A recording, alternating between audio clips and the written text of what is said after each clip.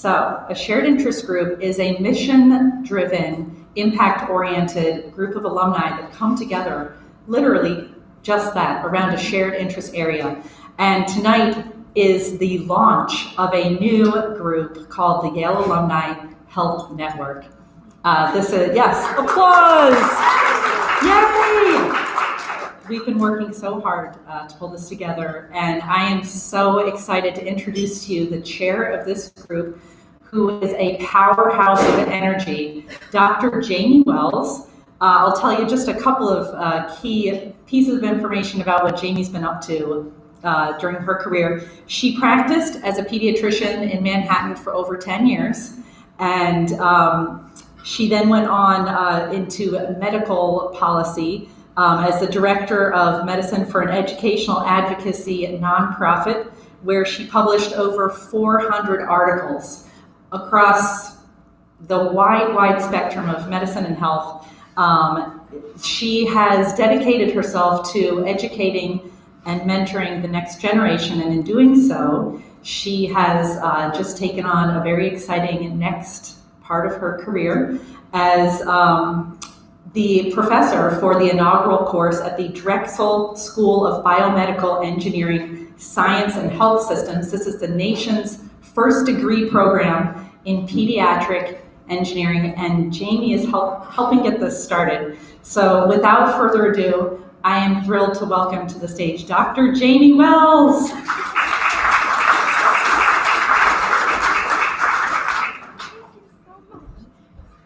Oh my goodness. This isn't designed for the shorties. This is the most exciting part of everything. These things take so much work, and I'm so excited to see it come to fruition. So I can't not acknowledge the village that took getting us here. So first, thank you so much, Stephanie Double and the Yale Alumni Association Shared Interest Groups. You've been invaluable, and your support has been just unbelievable. We're a sold out venue tonight, so that is extremely exciting. We can't thank enough our co-sponsors, the Yale Club of New York City. Where's Julia Chen, who's our activities director? Big round of applause for her. She is a logistics queen. I'd also like to take a minute to thank the steering committee for the Yale Alumni Health Network. Thank you. I'm so excited. The steering committee for the Yale Alumni Health Network, especially we have our chair of the Yale Alumni Association Board of Governors, Nancy Stratford. Nancy.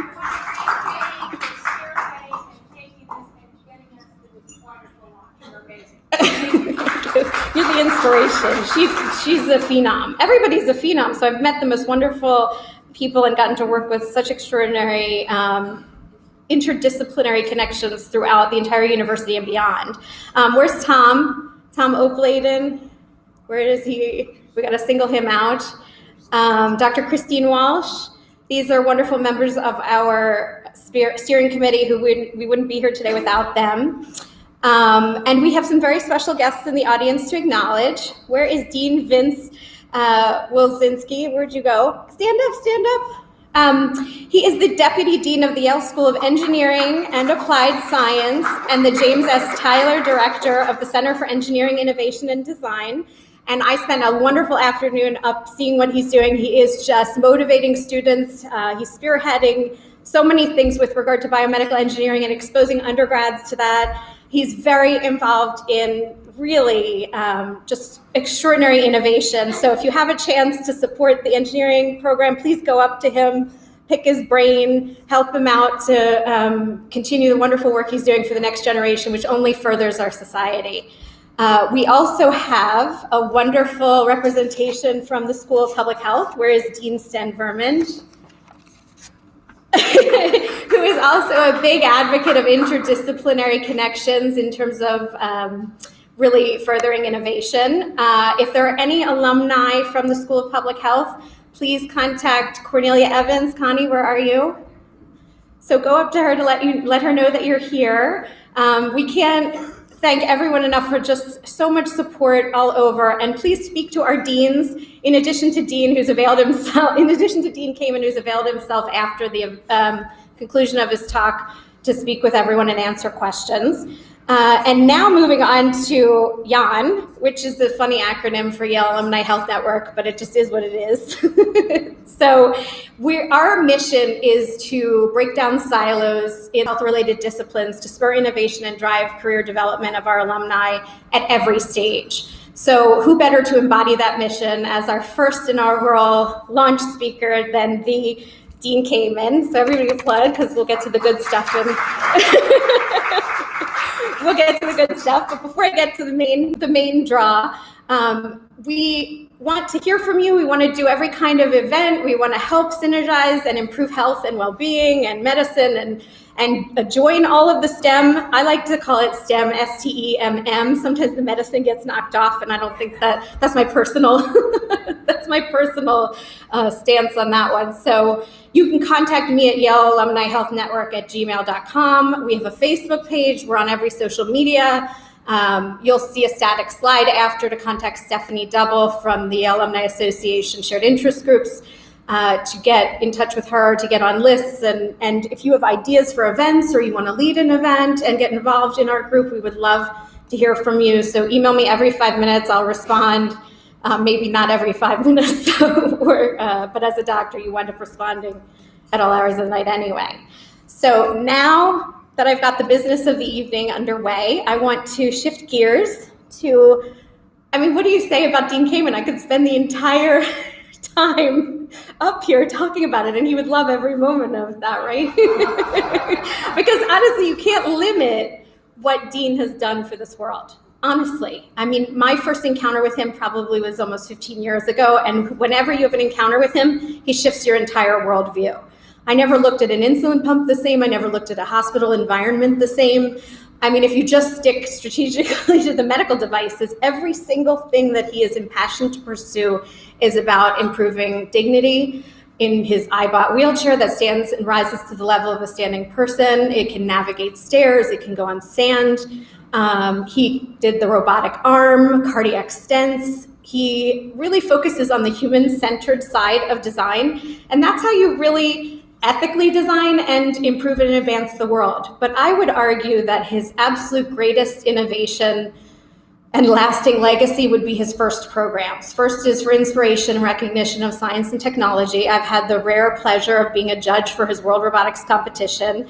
And what I can say as also a pediatrician is this is one of the I would say the most important and vital programs, and his first global program that teaches kids. It is so much more than a robotics competition. The robotics is important, and he basically designed a competition in a sporting-like capacity to draw every kind of every sector into the system, because that's what it takes sometimes to attract and draw or even increase awareness.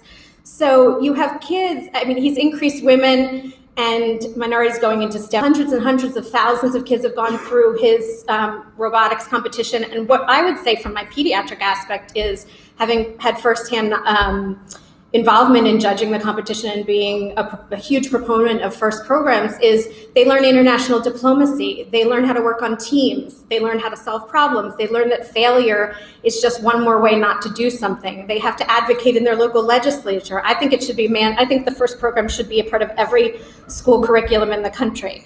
But that's my 2 cents. I want to shift finally, just on a personal note, to say I am so grateful to know you. And he avails himself so beyond the 50 million things that he's doing, with over 5,000 patents that I learned, which is just quite extraordinary. If I email him or contact him at any point in my career, when I was deciding to shift out of medical practice, which for a physician is just a very big decision, within a week, he had me up to New Hampshire, spent 6 hours with me discussing my career transition and things like that. So I can't say enough about Dean Kamen. I would say that there are many people who, he walks the talk. And with that, I would say, my dear friend, visionary, Dean Kamen, we're excited to hear your vision of the future.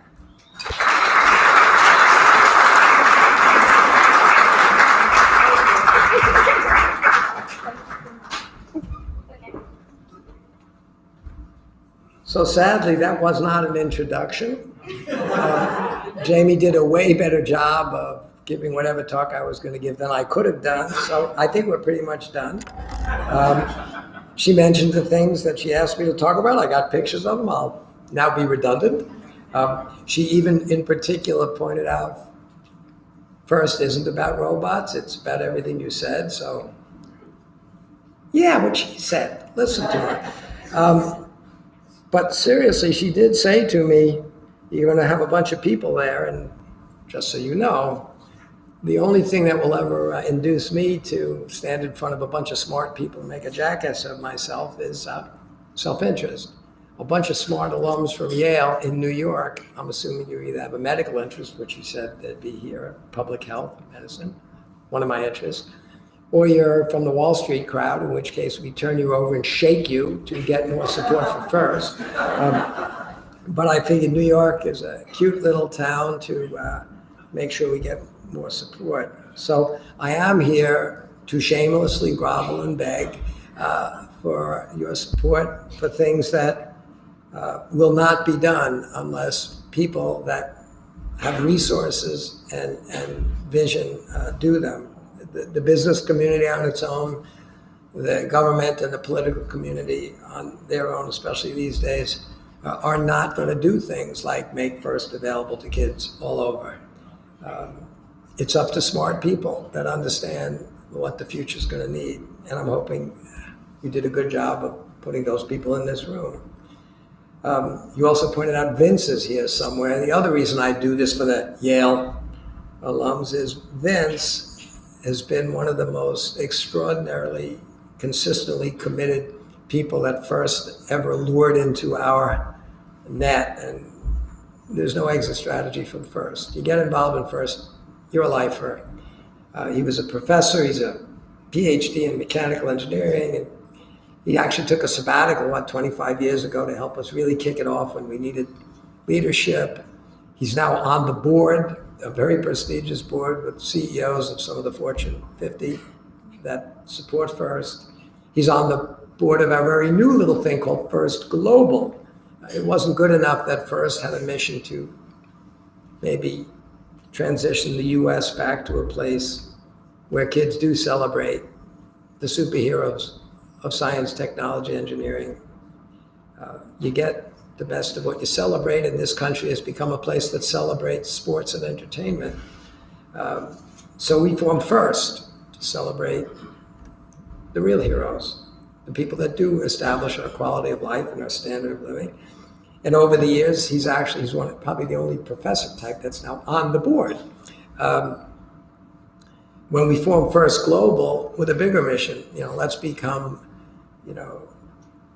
the tool of world peace.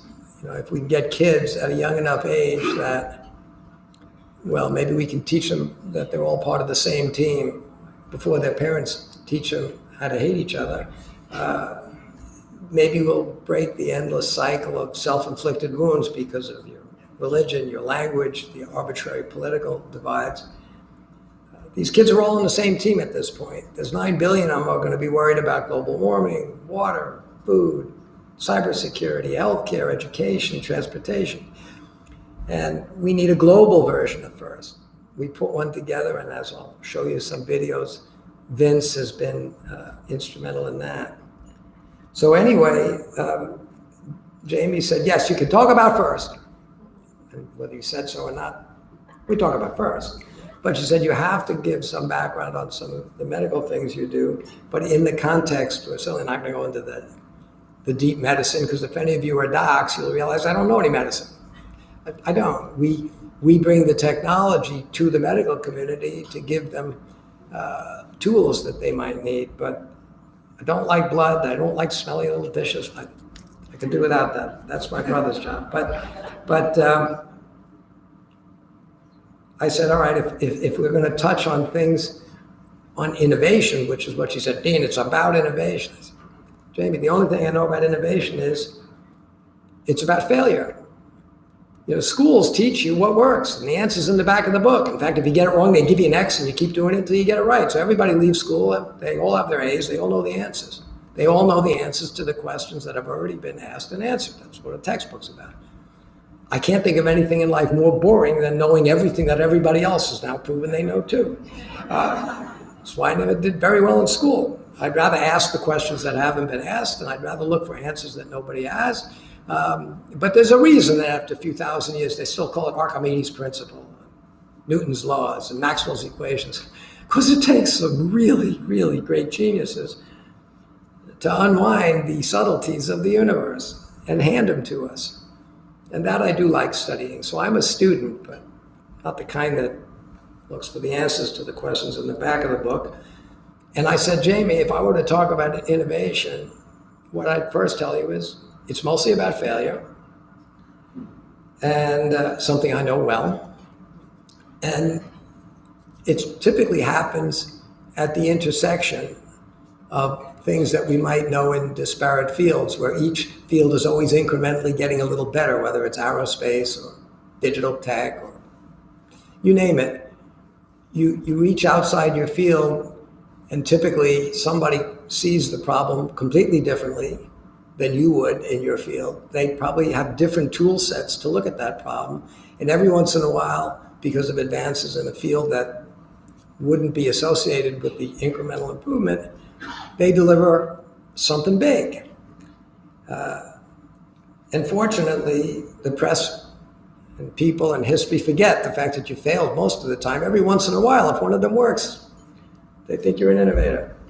So I tried to just take a few slides of different things that I've done, and I've deliberately put things in that if you watch the sequence of these things compared to going to a textbook or a industry meeting on whether it's medicine or aerospace or whatever, you'd look at these things and say they're unrelated.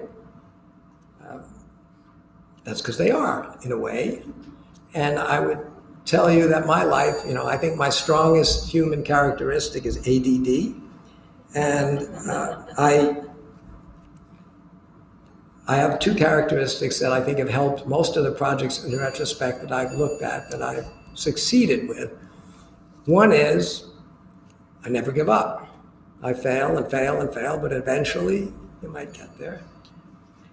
And the other is I just connect dots because of things that happen to me that maybe would be non-obvious if you were doing a linear approach to a problem.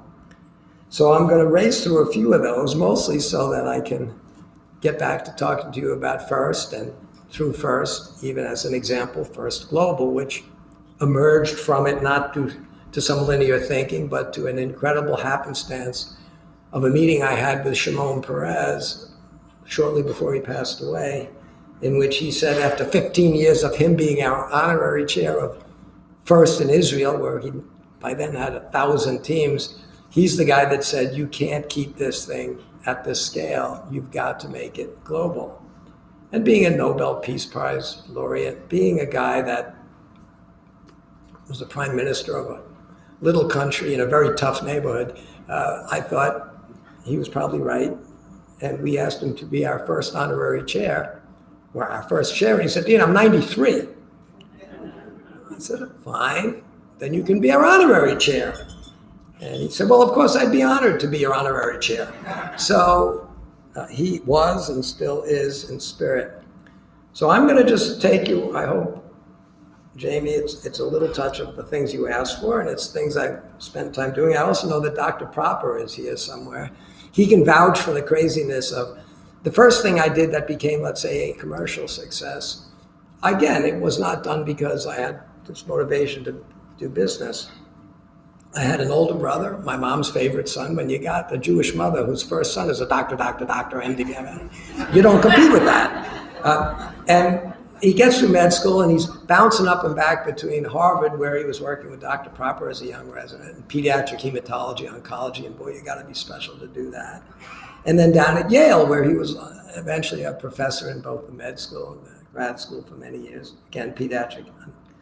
But he and Dr. Proper and others needed ways to, his PhD was in pharmacology, and he was trying to find ever more effective ways to give smaller and smaller doses of otherwise very toxic stuff, chemotherapy, to neonates.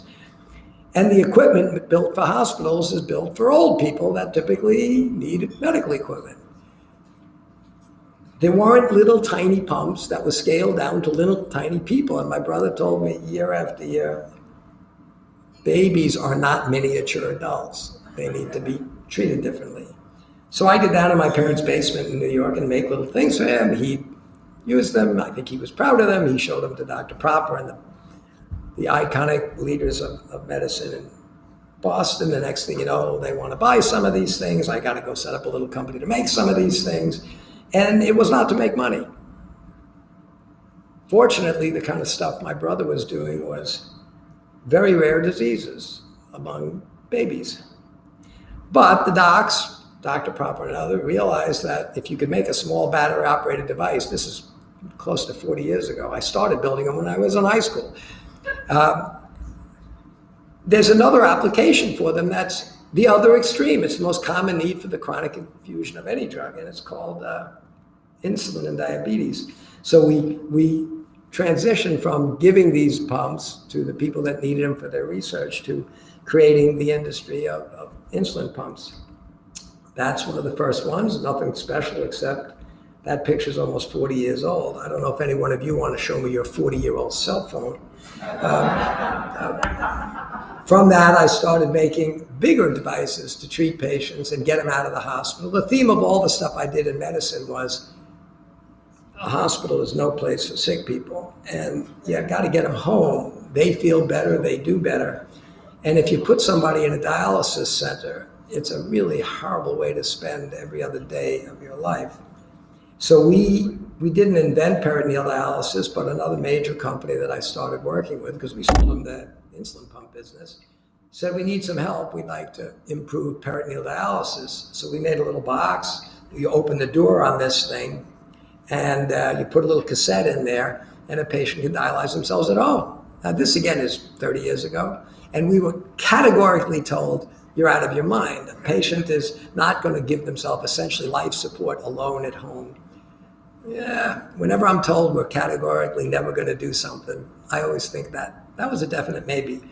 And so we made the machine. We took it to the FDA. It took us a little longer to convince them that it had all the simple safety systems. It has a green button, a big green button that says go. It has a big red octagon that says stop. And we said to them, look, we've made it simple enough to use that if it's properly programmed by a physician, when the patient plugs themselves into it with a cassette inside that door, there's no pressurization from big motors. You don't have all the risks you'd have in a dialysis center. We're not pulling their blood out. We're using the membranes of the peritoneum to dialyze them. Trust me, it's safer. And we put all these systems in. Anyway, they launched it. I'm happy to say it went from indefensible to indispensable in about a year. And after about 20 years, it's overwhelmingly the standard of care for people that can do peritoneal dialysis. We've shipped well over 500 million cassettes for this thing, and it's helped a lot of people. Well, that's one of the early ones. A year or two ago, we launched a new one, even smaller and lighter with better interface. Of course, it's got to be cloud connected. But we're still missing something. It was only treating 7 or 8% of the population, in part because clinicians know that certain patients are not amenable to peritoneal dialysis, and in part because there are all sorts of perverse incentives out there. Shame on our system. CMS and others have not moved policy as quickly as technology would otherwise allow them to move policy to take better advantage of technologies that will give patients better outcomes at lower cost. But the other 92% of patients still need hemodialysis. And by the way, for those of you that are involved in the world of medicine, even most clinicians don't realize the largest single line item on the healthcare budget of the United States is dialysis. No, that can't be, Dean. Everybody's worried about cancer. Most of the people in this room are assuming what's going to get you is heart disease or cancer. And some of you probably already have diabetes. So you look at these giant populations, all the different kinds of cancer, heart disease, diabetes. How can dialysis be such an expensive thing? Well, because heart disease falls in a couple of categories these days. It used to be it always killed you. Now, we'll put you a stent or even if you get a heart transplant, one-shot deal. if you can cure something with a medical intervention, and we're getting better and better at that, curing it is not only better for the patient than chronically treating it, it's also way cheaper. And more of the cancers, you can cure them. Is it radiation? Is it surgery? Is it chemotherapy? We can cure it. Or if we can't cure it, it's very efficient. Glioblastoma, very efficient, kills you. It's cost effective. So you fall into 3 categories, actually 4. The best one, of course, is prevent it in the first place, vaccines. Ultimately, the highest return on any investment is vaccines. But if you can't prevent it, and by the way, it was Albert Einstein famously said, smart people solve problems, geniuses prevent them. Well, okay, he wasn't making vaccines, but you get the point. So if you can't prevent it, at least let's find a way to cure it. If you can't cure it, there's only 2 other stages. You die, or that last one, you're in the middle. We can't cure yet diabetes, but we can chronically treat you. We can't cure end-stage renal failure, but we can put you on a machine that's very intensive for a few hours every other day. It's a few $100,000 per year per patient. You add up that relatively small group of people, it's 1.4% of all Medicaid, Medicare recipients. It's direct payments, about $39 billion last year, if you believe CMS, and I do. That's directly taking care of the end-stage renal failure. But these people are so sick because of the way they're taken care of, and they're only marginally kept alive because the dialysis is nowhere near bringing them back to good condition, that the comorbidities of that same small population is over $60 billion a year. So you put those 2 things together, last year it was $113 billion, which for 1.4% of the population that gets any kind of medical reimbursement, it's over 20% of the entire medical budget. But at least you get the worst outcomes in the developed world, and most of these people hate that quality of life. So we said, we want to take the peritoneal machine and figure out how to make one that will be as simple and safe to use in the home for the other 92% of those people, and take a chunk of that massive budget and reduce it and give that group of people a better quality of life. They can dialyze themselves at home every night. They can do it for as long as they like. They can do 5, 6 treatments a week. They can do 3, 4, 5, 6, 7, 8 hours while they sleep, if you make it simple enough and safe enough. So we said, we're going to do that. We were, of course, told, now you're pulling blood out of people at 500 millimeters. Now you're really crazy. Well, no, we're going to make it a really smart machine. We'll invent little systems that will detect any kind of issues. We'll stop the therapies. Anyway, we finally got it done. It was a quick overnight 10-year development. And we realized that the people that would be the logical ones to bring it to the patient population and to the clinicians probably don't have it in their best interest to do so, because there's a massive industry out there running the centers. So even though my best partners are people like Baxter that make this kind of equipment, they don't treat patients. They sell it to the people that do. And giving the people something to send all their patients home and not need a center would be like going to Kodak in the 1990s and say, look, no more silver, no more bromide, no more film. You take this thing, it's digital, it's great. Kodak didn't think that was great because they were in the chemical and paper business, not the image business. And I mean, sadly for them now, the Kodak memory is that Kodak is a memory. But that's sadly equally true in every other industry. But as I said, I got lucky for reasons I don't have enough time to explain here. The 4th largest company in the United States, you don't think of as a big medical company. You think of them, there's probably 10 of them around here. It's called CVS. Last year they did $270 billion. They own Aetna. So I went to them and said, you don't have a vested interest in these centers. Why don't you've got people that wanted you, got 150,000 trained pharmacists. Why don't you help me get people home? And they said, okay. So we made a deal with CVS last year. This is the doors open for now a home hemodialysis machine. We started clinical trials with it in New York City, a few blocks from here at the Rogerson Clinic. We have 3 patients on them right now. I'm not allowed to show you the guy sitting in this seat because of HIPAA and all that. But this machine is sitting on top of this machine, which is plugged in over here to the local tap water.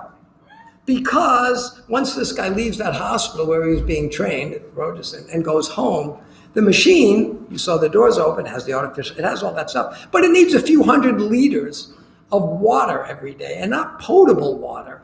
It needs water that meets the US Pharmacopoeia standard for water for injection. Well, that's easy to come by in a major hospital. It's not so easy to come by at home. So we built a miniature vapor compression distiller. Of all the laws of physics, the one most is the second law of thermodynamics. I'm sure you all remember the integral of dq over t is entropy. It's subtle, it's not cruel, it's very subtle. And you can boil water. You could boil a few hundred liters of water a day at an average power consumption to get refrigerated of 25 kilowatts, 10 times the total power of the average American household.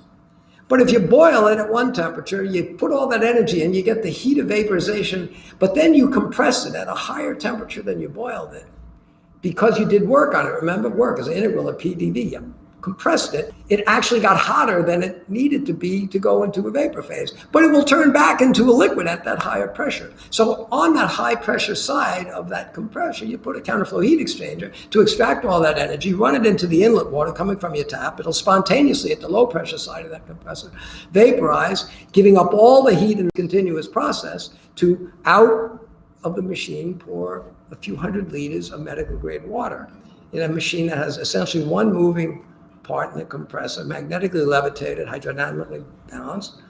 And that's what that little machine does. And again, after only about 10 years, it was an instant success. And it now produces water. And again, after only about 10 years, it was an instant success. And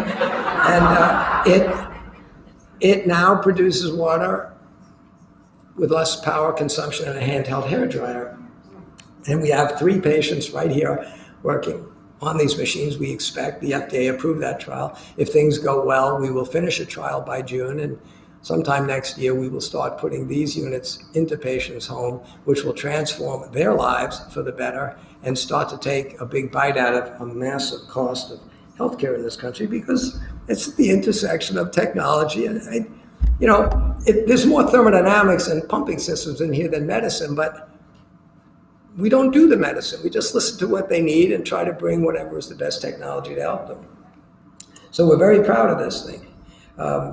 You'll see that water machine, as I said, my life is a set of dots that I connect. How did we get that machine to volume? Well, I started building a machine to supply clean water to the developing world. There's somebody here that's interested in public health. We can talk all about the most advanced chemistries and drugs and radiation in the world, but the largest single killer of kids under 5 years old on planet Earth would go away if you just gave kids clean water. Think about that. More than malaria and AIDS combined. Well, if you can take a machine and take any kind of water, run it through your machine, and whether it's got hexvalent chrome or arsenic or bioburden or cryptosporidia or gerardia, it doesn't matter. You don't need charcoal to pull out the hexvalent chrome because the charcoal is going to get bound up. Where are they going to buy more in Rwanda? Where are they going to get dialysis, osmosis membranes to take salt out of the ocean? Where are they going to get chlorine to take the bioburden? And even if they could get the chlorine, now you got smelly, stinky water that you've added chlorine to. Don't worry, it's safe now. We've killed the bioburden. You wouldn't give that water to your dog. We wonder why the World Health Organization, the United Nations keep coming up with these great, give them a pill here, give them, and you wouldn't do it. But if you could put a machine in a village somewhere, put a hose into it, say, yeah, here's the operating system for your public health. This big green hose with the net on the bottom, stick it in anything that looks wet. A latrine, a chemical waste site, a salty ocean, deep well that's got arsenic in it, a shallow well that's got bioburden, it doesn't matter. Put it in, the vaporization process takes everything out and gives you pure water. I do a lot of flying. I go into the clouds all the time. Nature gives us all our clean water very well. I fly around. I've never seen an osmosis machine up there. I never saw, there's no little cartridges of deionization stuff, carbon. No, nature has a beautiful little power plant, nuclear plant actually. It's 90 million miles from here. It's called the sun, and it boils water, whether it's coming out of the ocean, and it puts it up there, cools it off, drops it, and it's the purest water in the world. That's what this machine makes. If we pluck this box off the top and put this out there in the field, in clinics and schools around the world, no matter what water they have, they'd be healthy. The problem is most of my medical clients don't do business they're very big. I work with the biggest companies in the country, in the world, but they do business in 100 countries. I got a few people up in these guys are my extent. They have global reach, but they have global reach to the relatively rich countries. I'll define a rich country as any place where people sit around and have the time to whine about the high cost of medicine, and then buy as much of it as they can possibly get because it's the most valuable thing you have. But then there's the other 100 countries in the world. They don't ever complain about the cost of medicine because they don't have any. And that's not a good solution to the problem. But I said, there is one company I know that you go to any little village anywhere in the world, and if you're going to buy anything, you can buy their product, and it's not a major medical company that needs high margins on. There's a company, actually, I did make stents, and if you want to see how we connect dots, this was not made by all my guys up in New Hampshire. I have another thing that I really love to do, which is fly, and I like to design things that fly, and helicopters, and it's a long story that I won't go into, but many, many years ago, I ended up not only flying, that's me flying, and that's my helicopter, but I own the company that makes the damn helicopter because I didn't like the way they were doing it and thought we could improve it. And I had a lot of good structural engineers there that are very good at metallurgy and very good at, you don't want a fatigue-like problem up. I mean, if you look at the elastic deformation of stainless steel, it's pretty bad, and then it's gone. I was playing with my engineers that do aerospace stuff, and I was asked by a good partner and client of ours, Johnson & Johnson, to help them with working on this thing. And I said, my engineers at DECA don't really do a lot of work on, this thing is a piece of 316 stainless steel. You have to expand it in, with a hydraulic balloon way past where it's going to, you get past elastic deformation, you get to within 5% of yield, the 75,000 PSI in each strand of that thing. And then it suddenly occurred to me, the aerospace industry's been dealing with this problem for years because every single part of this thing is got to last a long time, a couple of billion cycles. So I had a few engineers out there look at the geometry of a stent and figure out that we could improve it. We did a computer model of it back in the early days of computer modeling, things like this, and it worked. Then we laser cut one and it really worked. We gave it to J&J, but I did realize if I went back to the FDA and explained that this new cardiovascular implant was designed by a bunch of motorheads in Michigan that designed rotor, it'd be a problem. So I said, well, I could deliver probably a couple of 100 kilos of drug in this thing. So this is kind of an alternative drug delivery system. 3 top levels, goes unnoticed. So I said, well, go ask for an approval. Again, the intersection of people that build helicopters or aerospace stuff use gyros. They build stabilized systems like autopilots. It's pretty amazing that we think nothing of machines that can fly around and keep you totally balanced, fly across the continent. But when somebody can't walk, we decided at least 20 years ago that you can't simulate human balance. The technology was there, it just wasn't in the medical space. To a wheelchair company, R&D is a blowtorch and a hammer and a bicycle. I said, no, if we take the advanced technology of the aerospace industry, we make a balancing device that'll run around. It was a lot harder than I thought. But as I will show you, I keep connecting dots across industries, and you'll see how we connected this one. This is the first of the black boxes that was under that dialysis machine. We did make them, we powered them with a little device, a Stirling cycle generator that I made that could run off cow dung. I didn't have cows, this is Manchester, we were running off propane. It will produce 50 full ones of these per day, 50 20-liter jugs of water that meets the US Pharmacopoeia standard for water for injection. That's pretty neat. But how was I going to get it out there? Well, I didn't have production tooling. I didn't have a partner at that time. This is 20 years ago, 15 years, like CVS, who could afford, because of the medical application, to put high volume. So we were custom making them. We wanted them rugged to sit outside next to the village well. People said, boy, that plastic, it looks like, the bed liner of a Chevy truck. I made it out of the bed liner of a Chevy truck. But in any event, we made these things, and we put some in South Africa, in Ghana, in a few places. Well, how did we get them there? Not with our medical partners. I'll show you how we got them there. The Coca-Cola company. They're everywhere. I went to Coke and said, But people would buy a lot more of your product, I said to their chairman, if you were giving them healthy kids. And if they could spend more time buying your Coke than burying their babies, we'd all be happy. And he said, I got a problem of my own, Dean. We'd like a better version of our fountain equipment that can make every kind of beverage we make. And I know you're in the medical space. Could you make me a device that we could go touch the screen and make Coke, cherry Coke, vanilla, strawberry, cherry? Could we make that? And his R&D guys, well, yeah, it's got to be very precise. Precise to them is you need about, sure we could put a dash of this in you. I said, but the problem is I can't get up in the morning with a passion to go build you a machine to do that. They were freaked out. Nobody talks to us that way. We're the biggest company. Great. Well, here's the phone book. Look up engineer, consulting, and find somebody to build you a machine. We don't do that. But I turned to their chairman and said, what if we agreed to take all the technology we've developed for doing things like dialysis and make a machine that will precisely formulate your beverages? And if I exceed your expectation, will you at least try to help me do a demonstration of our water machine around the world? You've got the biggest global reach, the biggest global logistics network the world's ever seen. And he said, sure. So on a handshake, he agreed to that. We built him these machines. We built, 50,000 of these things. There's the chairman of Coca-Cola. Yeah, there's Will I Am. There's a long story. This is at the Olympics. And there's the machine. And we took that machine and we put them, as I said, in a number of countries, and we proved that they work. And we proved that people appreciated it. What I couldn't do, because we were hand making them in small quantities, is get to scale.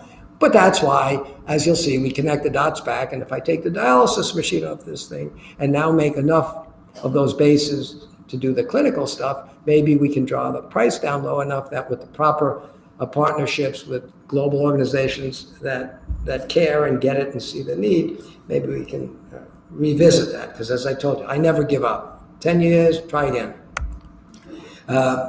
We were asked by the Department of Defense to make a replacement limb. It's a very, very, very small group of people, fortunately, that we asked to literally give their arms to this country. It wouldn't be an industry that would, it's not a product that would attract medical companies. It's way too small a market, and it's way too much sophistication in it, which is why what you give a person that's given up an arm is the same thing you give that person if they gave up their arm in the Civil War.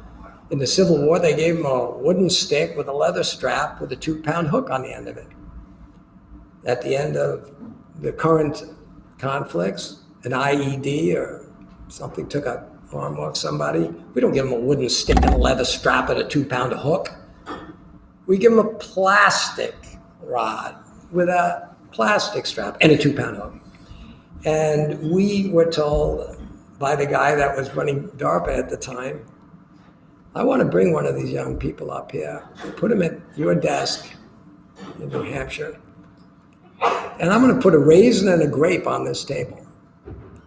The first thing they're going to do is pick up that raisin and not drop it. So he wants fine motor control and pick it up and eat it. Well, if you think about how to do that, you need 13 active degrees of freedom between the hand, the wrist, the elbow, the abduct and flex at the shoulder. He says, oh, and then they're going to pick up the grape. They're not going to crush it. Oh, now he wants afferent, haptic response, pressure sensing. So he finishes telling me that's what he wants. Oh, and it has to be no bigger and no heavier than the original equipment, which, if you don't know this, on a 50th percentile female frame, it's about 33 inches and 9 pounds. And he tells me he wants it in a year. And I tell him he's nuts. And that's why we started the project. And he threw a low blow at us. And he said, Dean, it's a very small group of people. But within that very small group, about 20 of them, due to the way IDs work, aren't missing an arm. They're missing 2. Now, I don't know how many people in this room would happily deal with the loss of an arm. But compared to losing 2, losing an arm is like an inconvenience. So I go home that night, I'm thinking, I got enough projects. I got my first program. I got the water program. Then I got my day job, which now has 800 engineers. That then probably had 500. I said, I don't have time to go and figure out how to redo the whole prosthesis design. But I'm rolling around in bed thinking about how do you roll around in bed with no arms? So I get up the next day and took a couple of my guys, threw them in the plane, and said, we're going to go visit the people that are doing the most advanced clinical work. Stanford on the West Coast, MD, we'll go everywhere, Mayo Clinic, Cleveland Clinic. We'll go figure out what's really out there. We'll figure out what we can do. So I go back and see the guys at DARPA. I said, yeah, I still think you're nuts, but not as nuts as I thought. So we're going to build you an arm that does what you want, but we are not going to do direct neural interface because that's at least 5 years away. And this is about 7, 8 years ago now. They said, no, yes, you are. And I said, well, here's the good news. I can listen to your opinion, but the reason it's an opinion is I can listen to it and ignore it, which is what I'm going to do. If you don't want me to do it, no problem. I don't need your government business. We'll compromise and do it my way. So I went back to New Hampshire and said, I'm going to build you an arm, and it'll have 13 degrees of freedom. I'm going to find a way to easily control it without ever having, again, I'm short of the docs in here. I'm an equal opportunity offender. They'd say, it's really not that bad. To most docs, open up the skull, put a deep brain probe in the motor cortex. Don't hit the optic nerve; they'll be blind. Besides, and hope you don't get an infection. Hoping we can deal with it. Yeah, it's minor surgery. I think to most docs, minor surgery is as long as you're at the other end of the knife. I don't know, but in any event, I said to them, look, I'm going to build an arm, and I'll build it the way you build a printer. It'll have an interface. You go buy a printer today, and whether you want to do black and white printing of emails, or you want photograph, it's a printer. You can plug it in any computer you want. There's a communication protocol, and it works. So I said to them, I'm going to build a device. I'll make a way to control it. It won't be like the original equipment. These guys are not going to go play the violin. Most of them probably didn't play the violin before. But it'll be way better than the hook, and it'll give them all sorts of functionality. And over the next few years, as the neuro stuff gets better, we'll just give you that interface and you'll work. So they accepted that. So we made this. This guy has now got the same gyros and accelerometers in a sugar cube size piece that we use in the iBot and the Segway. And he's getting pitch, yaw, and roll to control these degrees of freedom. He's punching one of our controls engineers. Now he's showing fine motor control. But the all-time best thing that ever happened in that project was this guy only had about 8 hours. He's missing both of his arms. And in a minute, he's going to go over and he picks up a spoon and he starts eating cereal with milk in it. And he doesn't drop any of the milk, which I can't do. I mean, it's a long way from the plate, all right? And while he's doing that, his wife is standing behind me. Here he goes. And she says, Dean, here's the deal. Chuck hasn't fed himself in 17 years, so either we keep that arm or you keep Chuck. So now he picks up the grape because we did have pressure sensors in there for him, and he learned how to use those almost instantly. There was a pad on his back that vibrated, and his brain interpreted that as pressure. My point is, there's nobody that worked on this project that you'd call medical or clinical. These are people that do robotics, they do sensor technology, some of my aerospace guys. But when you bring an unusual technology to a problem that you've never seen, you either get spectacular failures, the most ridiculous things in retrospect, or you get, wow, that was pretty cool. So that's our Model T. We went to the FDA with a slightly more advanced model, and we got it approved. We now have a bunch of vets wearing these things. It took me 4 years to get it through the FDA. That was an unnecessary self-inflicted wound, a policy wound. I finally decided maybe we don't even need to take it to the FDA. It's a tool. It's not connected with. And besides, I'm not a legal expert, but I did point out to them after many frustrating meetings that, you know what? I don't think we need a special approval for this because the Constitution of the United States expressly says that Americans have the right to bear arms. So in any event, we got the thing approved. So the iBot was too expensive when we made it. We had great, so we can just take these 4 pins off of here. These 4 pins off of here and put a cargo pod on that. All these people are proud that they can move a 5-pound pizza. I can move a 300-pound human payload up and down a flight of stairs. So it turns out, again, in that small world where I connect all the dots all the time, one of the great long-term supporters of FIRST that delivers every kit for every robot to every school. 25 years ago, that founder and chairman of FedEx, Fred Smith, said he would do that for me because I realized schools don't have, it's 50% of all local taxes in the United States, but a teacher doesn't have any discretionary budget. Zero. They have the future of the country. They have all your kids. They don't have an office. They don't have a phone. They don't have a budget. I said, Fred, I'm going to get the kids soon, but we got to get them. You got to deliver these. And he agreed. Now, he agreed when we had 20 or 30 teams, and the next year 50, the next year 100, the next year 200, and the kits get bigger, and the robots get bigger, and now he can't ship them in this little 75-pound thing. They're in crates. And they don't go to one event at the end of the season, March Madness, every single weekend in March. So by a few years ago, Fred is telling me, Dean, you are by far the largest single outside philanthropy that we support. But every one of our communities, everybody involved in FedEx loves First. Their own kids are involved. We love it. But we've become good friends. Then I see he's desperate to be in that last mile delivery business. He calls me and said, Dean, you got to help me. I got to make a delivery bot that's made that can climb. Fred, I think if we started from scratch working for you, we'd be pretty competitive with most of the people that try to do this. But you never, you don't want to fight a fair fight when you're fighting. You want every advantage you can get.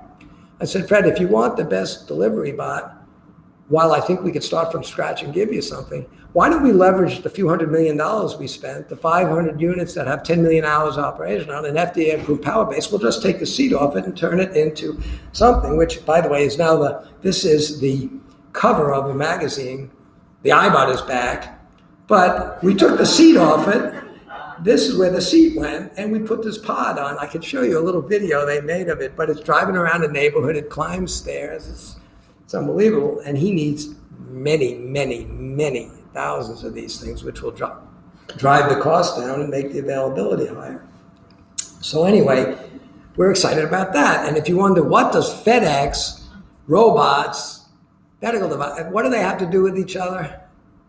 They're all at the intersection of interesting people that are trying to solve interesting problems, maybe for very different reasons. But if you associate yourself with good people that have a vision to do the right thing, and you apply technologies properly, as a tool, not a weapon, you can do some pretty amazing and fun stuff. In that regard, I'm now going to switch over to a totally new organization we put together because Jamie said talk about the future of medicine. We call it ARMI, Advanced Regenerative Manufacturing Institute. Yes, if you say it, it sounds like Army. The guys that run around with the gun. Well, that's because a few years ago, I was asked, actually, down in Washington, in the White House, in the last administration, and they are very concerned about rising healthcare costs, and is the country, among other things, going to lose our edge in some of the advanced technologies? And they said, we know that we fund the NSF for basic research. We know we fund the National Science Fund. There's lots of and big med schools. I'm sure poor little Yale has a nice endowment. They got a nice med school. But who is funding the stuff that takes all the magic out of those roller bottles and petri dishes and research labs?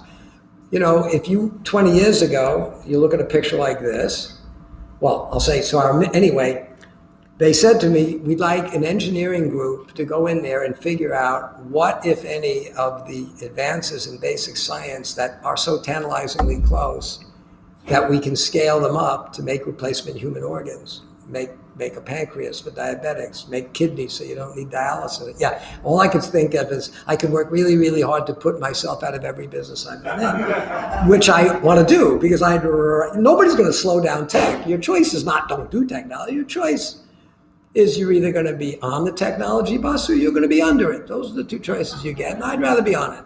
So I said to them, I will try to organize a group of companies, probably ones that aren't in the medical space now, robotics companies, sensor companies, companies that know how to build things at scale, semiconductor companies that know how to build things at very small scale. There are 4 billion transistors in your phone, which I lost mine. Do I have mine? Where is Julie? Do you have my phone? That's good. The single chip in there has 4 billion transistors in it. That's about how many cells you need in the pancreas, and you wouldn't need insulin shots. And they make the damn thing for a couple $100. Now, it took many billions of dollars to get us there, but it wasn't the basic science. Shockley and Bardeen gave us the basic science of semiconductors at Bell Labs, not too far from here, 60 years ago. They gave us an understanding of the science of semiconductors. Yeah, wood doesn't conduct, copper does. That's nice. I need a material that can act like both and switch between them at a rate of 100 million times a second with no moving parts. Well, that's what a transistor is. And whether it was gallium or silicon or germanium, they gave us basic science. They didn't become Intel or Texas Instruments. That's not what they do. But there was a whole infrastructure and a whole industry that grew up to give us the modern digital world because they brought these things to scale. There were 4 billion of those little things, and you make them for so little money, it's almost incomprehensible. So I said, if we went to every med school in the country, these guys know how to make neurons, and those guys know how to make nephrons, and these guys, but they all do it the way. I'm sure if you could go back 100 years to a research lab at a major med school, the lab would look pretty much like it looks today. They had slave labor, grad students that would do the work and spend weeks and make one of these things, write a paper about it, get tenure, 1 in every 1,000, got a Nobel Prize, and on they go. That stuff is not going to turn into an industry by itself. So I told them, all right, I'll organize some people and I'll try to model it more after Silicon Valley, which is silicon-based. I'll build Carbon Valley. I'll bring enough people that will scale the miracles that are in these petri dishes into a scale that will be meaningful to the clinical community. And for those of you that doubt it, you're going back, this is more than 20 years. These were the covers of major business and scientific magazines talking about how biotech was going to change the world. This very famous picture, we grew a human ear on the back of a rodent. That's 1997. That's the way we do it now. One at a time, you get a PhD, you make another rat. So we said that's not going to be very effective. Here's the problem. Is this picture from 25 years ago, human labor trying to duplicate ever more complex projects manually under a hood? Is this picture 25 years old, or was it taken 3 months ago? Doesn't matter because nothing's changed. So we said, okay, government's really good at funding this stuff, and industry, once it's low risk and it's going to happen quickly, is very good at this stuff. But nobody's doing this stuff. That seems ridiculous and impossible, and it's not going to work. Once again, that's our threshold. It's crazy. So we said, let's do it. In a matter of a year, I've collected 150 members. Every major tech company that, by the way, I know them all through FIRST, because after 30 years, they've self-identified to be great supporters of FIRST. When I show you a slide about FIRST, you'll notice remarkably, it's all the same companies. This is what we look like now after 2 years. This we showed for the first time a few months ago. Jamie said, show them something new. Well, this is up in my New Hampshire location. Oops, sorry. And you put a set of frozen, cells in the front end of this thing over here, but if I touch it, change it. And then in this completely closed system, it moves, it measures, it controls, it adds nutrients, it takes things away. It's documenting in real time everything that's going on. And at the end of about 14 days, out of that cabinet comes a 7 centimeter long ligament bone that's ready to be implanted in an animal. By this time, I don't know, but I'm a teacher still. I talked to her this morning. She reminds me, she's a teacher. So the big premise of FIRST, notice the word education's not in our name. First, I used that for 2 reasons. It was a nice, simple, short acronym with a lot of short words. For the inspiration and recognition of science and technology. I really called it FIRST, though, because kids love sports. I never saw kids running around a sporting event cheering, I want to be second. But even 30 years ago, take math, pass, fail. Physics, not at all. Like, why do you want to be really good at something that is a pastime? It's not going to lead to careers. It's not going to, but don't you understand? You got it all backwards. This country isn't rich because we're great at sports. We're great at sports because technology allowed us to spend an inordinate amount of time doing these things. So I said, again, what do inventors do? you've got to be an idiot if you're going to reinvent on a clean piece of paper everything. When we made the first Segway, I didn't invent the wheel, or the motor, or the solid-state gyro, or lithium batteries, or microprocessors. You just systems integrate. Now you end up having to invent something if it doesn't exist. But that's the risky part, that's the expensive part. So you only invent the stuff that you need to invent. Otherwise, you beg, borrow, and steal stuff that works. Sports works. Kids love sports. They spend 1 hour every Thursday morning doing math, between phonics and spelling or something, but every day after school, 3 hours practicing for whatever is the sport du jour. In the fall, it's baseball or football. In the spring, it's basketball.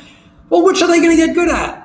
In a free country where you get the best of what you celebrate, in America, we have no shortage of two kinds of people: the world of sports and the world of entertainment. Unfortunately, our standard of living and our quality of life will not be determined by the folks in Hollywood or the NBA. It just won't. Trust me on that. So I said 30 some odd years ago, all we got is won't. Trust me on that. So I said 30 some odd years ago, all we got is sport. It's exciting. Nobody knows the answer. The answer is in the back of the book. The kids get to do it every day. They work at it. There's no quizzes. There's no tests. There's no final exams. There's just a fun event. And there's a tournament. And there's prizes. And by the way, when I went to schools to try to tell them this, most of them didn't get it. And I said, look, your teachers during the day have to be there with the red vector, the X. They have to be judgmental. You make them do that. Why do you think kids don't like this stuff? That same teacher, that same person turns his or her hat around at 3 o'clock and goes from being the teacher to being the coach, the nurturing person that helps them do this. They don't give them, oh, it was a lucky catch. Oh, try again. So then I get told, Dean, you're too hard on the sports folks. You know, it's really important that kids learn teamwork. That's the best they could get out of half the real estate in the school is a gym or a parquet floor. I said, well, if teamwork is so important, why when they do it in the classroom do you call it cheating? So I said, let's let them do teamwork on something that develops the muscle hanging between their ears, and we'll create a sport that will compete for the hearts and minds of kids, and will be every bit as exciting as any other sport they play. The only difference between our sport and all the others, that's two differences. One is, it doesn't matter. You don't have to be 300 pounds to be good at this one like you do in football. You don't have to be 7 feet tall like you do in basketball. By the way, every kid, they can all play. The only other real difference between our sport and all the others is ours is the only sport where every kid on every team can turn pro. The skill sets you get out of first are going to give you a career, which this country is desperately in need of giving these kids. Otherwise, the digital divide will get worse. Our standing in the world will be unsustainable. So I started a league of sports using robots. But as Jamie told you, I never thought the robots matter, no pun intended. The robot was just a vehicle. It was an excuse to bring kids and parents and teachers and mentors and superstars from industry to the same place to work together to see that it's fun to do something with that muscle. Most of you, if you are business oriented, would like to have companies with the growth that First had. In our first year, I gave out 23 kits to 23 corporate sponsors. I think Merck is in the room here. I met somebody from Merck in that year. And they gave us a little grant, I think, a few $1,000 to sponsor a team, one of the 23 teams. By the next year, every one of those big companies said, Dean, it was amazing what this did. We all adopted schools in tough areas where kids have never seen. So I said to all the big companies, I'm going to make a bigger kit next year, not 5 pounds, 10 pounds. But you better bring your friends. So I had 50 teams. The third year, 100 teams. The fourth year, 200 teams. The fifth year. By the way, we've had 55% compound annual growth for 30 years. If you don't have a calculator and you don't remember how to do it, take 55%, take 23 to the 1.5 power to the 30th, all right? And the ones that just ask you something, are you going to support First? Well, it's First. I would tell them what First is. And I had this simple philosophy. There are two kinds of political leaders, the ones that support First and the ones that don't matter. And they all want support. So I asked them each the following: please don't tell me you're going to help First by putting it in the schools. You'll make it boring, esoteric, quizzes, tests. Treat it like you treat the Super Bowl and the World Series. Every president I know since I've been a kid, every year bring the winners of the Super Bowl, the World Series, the Academy Awards to the White House. And they put a spotlight on them. That's a powerful bully pulpit. So I say to them, bring the kids to the White House and treat them as if they just did something that matters. Because in fact, they did. And I can tell you that for nearly 30 years, every year we bring the kids to the White House. Didn't matter who was the president. This is the first year where Bush was in a room with everybody in the world that knew what FIRST is. And the playing field was this size stage, the robots weighed a few pounds, and the playing pieces were tennis balls. Playing pieces were tennis balls. Over the next few years, different presidents show up, bring the kids to the White House. We moved the championship to Disney. We had to move out of Disney because the following year we took the Astrodome in Houston. The robots weighed about 80 pounds. By then we moved to the home of the 1996 Olympics, the Georgia Dome. They weighed 100 pounds. Then a president not known for his passion for tech would every year bring our kids to the White House. This team brought their robot. This is a great picture because at this time, as these kids are chasing the president of the United States around the White House with a 120-pound robot, I'm learning that Secret Service has no sense of humor. This is what we look like when we moved to St. Louis. The next president virtually every year brought the kids to the White House. We've had to now have two consecutive weekends to do our championships for the last couple of years. This is Minute Maid Park last year, and a few days later, this is what happened in, I don't know what happened to this thing. Oh, Julie. Where's Julie? Fix this thing. So, please fix this thing. So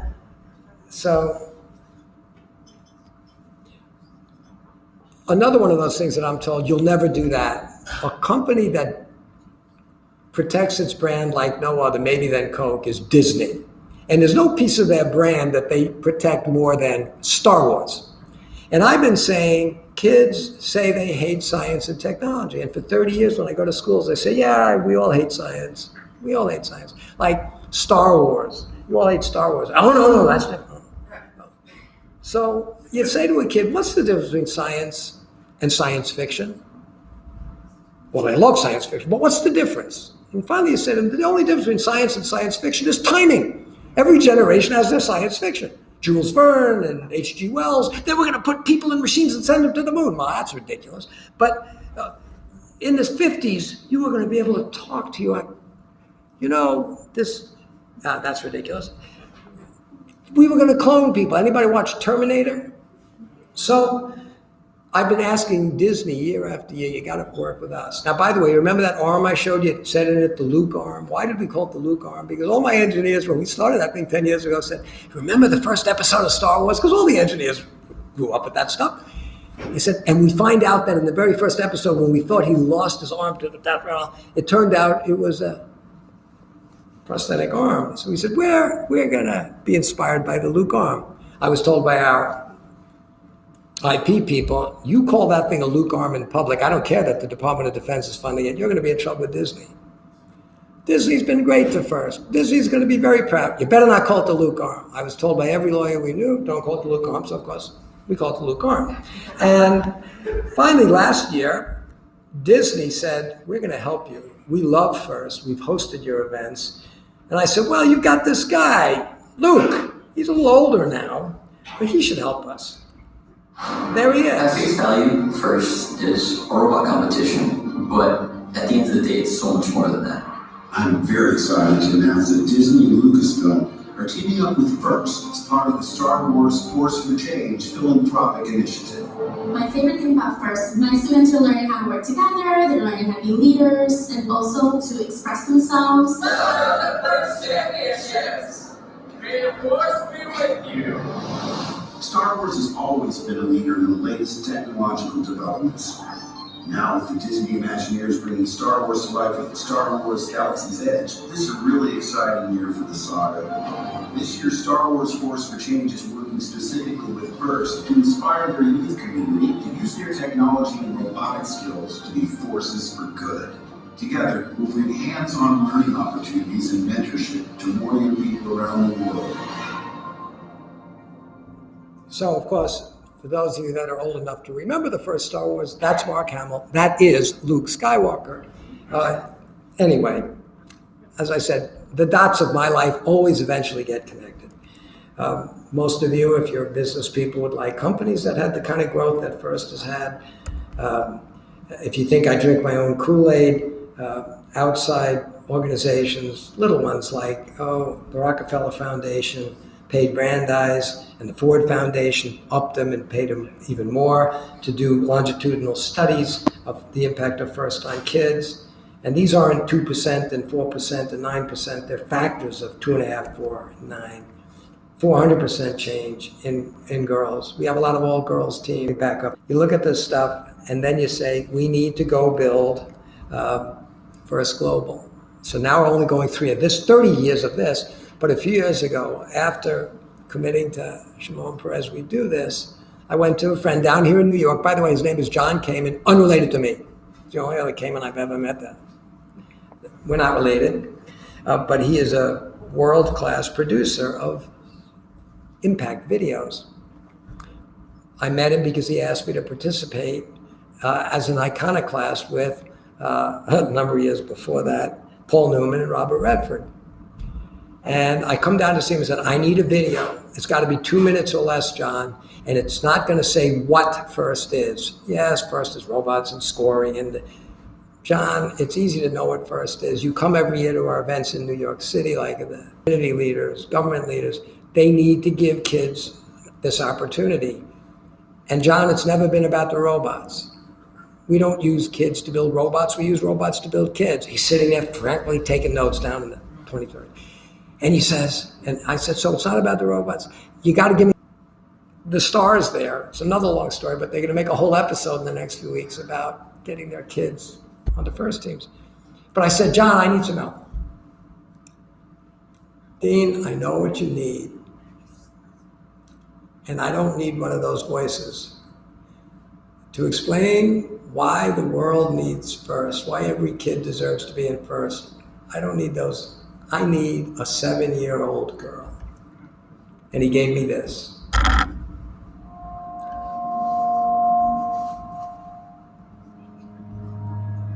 This isn't a robot. It very well may have hydraulic arms, a drivetrain, and a circuit board, but this isn't a robot. This is a lesson in humility, hard work, and collaboration. This is a CrossFit workout for the muscle upstairs. This is an apple for the next generation of Newtons. It's a lot of things, but this isn't a robot. This is a roadmap that leads straight to engineering. This is a rock to shatter 1,000 glass ceilings, a rope to pull a generation up and out of poverty, a sledgehammer to break down cultural barriers, and a universal language spoken in every nation on earth. And because of that, this is a compass that can help point the way to peace. But please, don't think this is just a robot. This is Glastonbury for technology. This is mission control for the next moonshot. This is the Rosetta Stone to help translate the future. This is the sport that will help us win tomorrow. This is the software to program ourselves to cure cancer, build a clean engine, or step foot on Mars. But this isn't a robot. It's a machine to build the people who will change the world.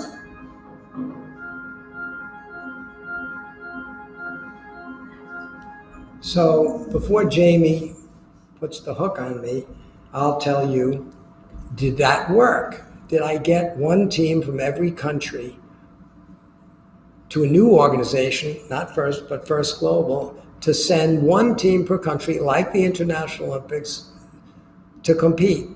Kids to learn how to communicate and cooperate across every culture and every religion and every language. We've only had 3 years to do it, less than 3. We did the first demonstration of First Global in Washington, D.C. 2.5 years ago. I rented Constitution Hall. We filled it with one team from each of 136 countries. There they are. The following summer, last summer, we went to Mexico City on the 50th anniversary of the 1968 Olympics and filled a stadium with about 156 teams. A few months ago, in November, we went to a calm place that the world always sees in tranquility. We went to the Middle East, where Yemen, Iraq, Iran, Afghanistan, they all get along. And we hosted it in Dubai. We had 191 countries show up. This is opening ceremonies in Mexico.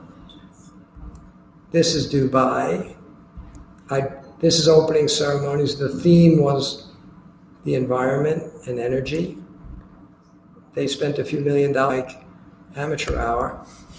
And I guess I won't take time to play the videos of it, but this coming year we expect to have one team from every country in the world. We're trying to pick the place to hold the first global event. Vince Waslinski, as I said, who's here from Yale, is going to make it happen. And for those of you who doubt that Yale's been a great part of this, I couldn't help with this corny thing.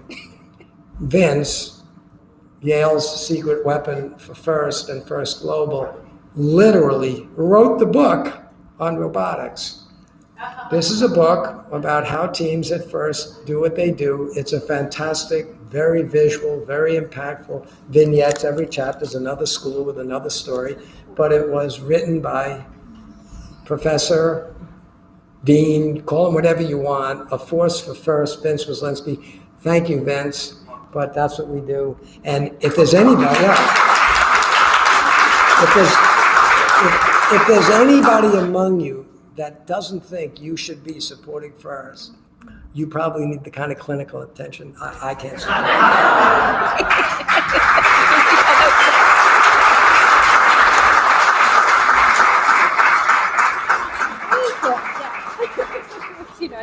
We had intended to have some Q&A, but Dina's graciously agreed to hang around if you want to come up and ask questions, or do people prefer to ask them on the microphones? It's a democracy in here, so anybody want to start with a couple questions, then we can move to, if you can, go ahead. Thank you, Jordan. I was just curious if you're familiar with Professor Phil Lubin from UC Santa Barbara. Starshot, he's involved in a lot of different NASA projects. He's an astrophysics professor, cosmology. One of his newest projects is Starshot. He's going to launch a small interstellar aircraft that is propelled by lasers that are on Earth using photon energy. I thought it may be something that you may. So I know about that project, and if you look at the physics of that project, I'd suggest you look at it very carefully. It's like the second law, not cruel but subtle. I don't know him personally. Santa Barbara is a major part of FIRST. I'm heading out to California tomorrow, Sunday. We have probably 1,500 teams in California. We work with NASA. NASA is one of the largest single sponsors FIRST has. They support hundreds and hundreds of teams. JPL is a huge sponsor of FIRST. We love those folks. If I get a chance, I'll go visit it.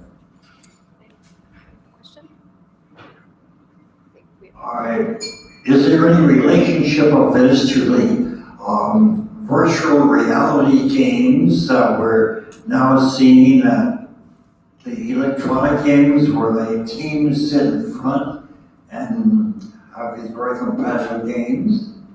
So if you ask me where the big opportunities are that we need to go for very quickly, or ones that sadly we probably are starting a little late on, the two places that if I could do it all over again, most people are thrilled with the growth of FIRST. I'm chronically dissatisfied with everything. So when I'm asked what could we do better, we should have had much better long-term relationships developed with all our alums. One of the reasons we love Vince and Yale, you guys are pretty good at keeping track of everybody that's come through that place.